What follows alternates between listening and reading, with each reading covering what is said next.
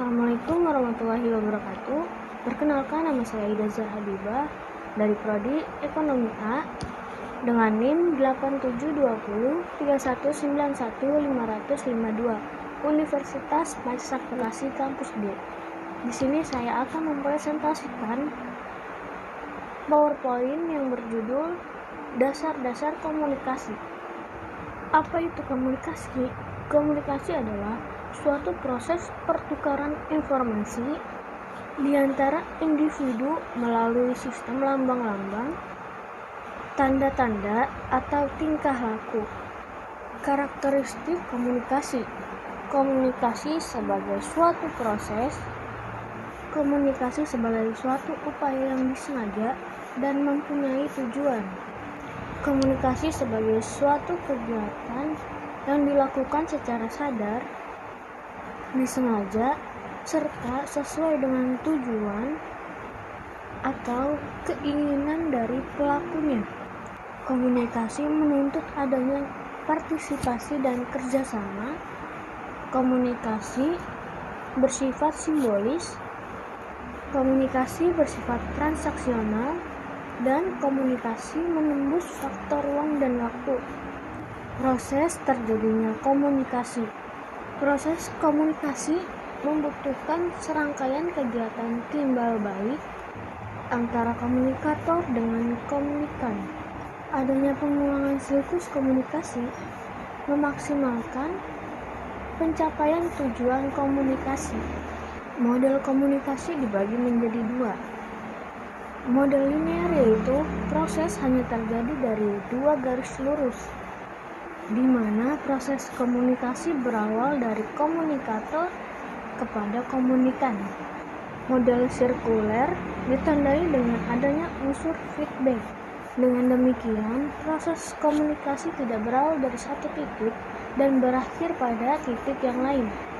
Jadi, proses komunikasi sirkuler itu berbalik satu lingkaran penuh. Fungsi komunikasi dibagi menjadi 5. Yang pertama, membangun konsep diri. Yang kedua, eksistensi diri. Yang ketiga, kelangsungan hidup. Keempat, memperoleh kebahagiaan. Dan yang kelima, terhindar dari tekanan dan ketegangan. Macam-macam komunikasi terbagi menjadi 2, yaitu komunikasi nonverbal dan komunikasi verbal. Komunikasi nonverbal adalah tindakan untuk mengatakan apa yang ada di pikiran Anda tanpa mengucapkan kata-kata. Sedangkan komunikasi verbal adalah tindakan mengatakan apa yang ada di pikiran Anda dengan menggunakan kata-kata. Hambatan komunikasi dibagi menjadi 5, yaitu sosiologis, psikologis, semantis, mekanis, dan ekologis.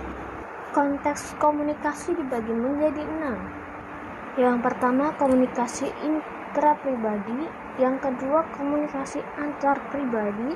Yang ketiga, komunikasi kelompok. Yang keempat, komunikasi publik. Yang kelima, komunikasi organisasi. Dan yang keenam, komunikasi massa. Kesimpulannya, manusia adalah makhluk sosial yang membutuhkan komunikasi, baik secara verbal ataupun non-verbal, baik secara langsung ataupun tidak langsung. Komunikasi adalah suatu pertukaran informasi, baik dengan satu orang ataupun lebih. Komunikasi sebagai suatu proses, artinya bahwa komunikasi merupakan serangkaian tindakan atau peristiwa yang terjadi secara berurutan, ada tahapan atau sekuensi, serta berkaitan satu sama lainnya dalam kurun waktu tertentu. Proses komunikasi membutuhkan serangkaian kegiatan timbal balik antara komunikator dengan komunikan. Adanya pengulangan siklus komunikasi memaksimalkan pencapaian tujuan komunikasi. Sekian materi presentasi dari saya. Kurang lebihnya mohon maaf. Wassalamualaikum warahmatullahi wabarakatuh.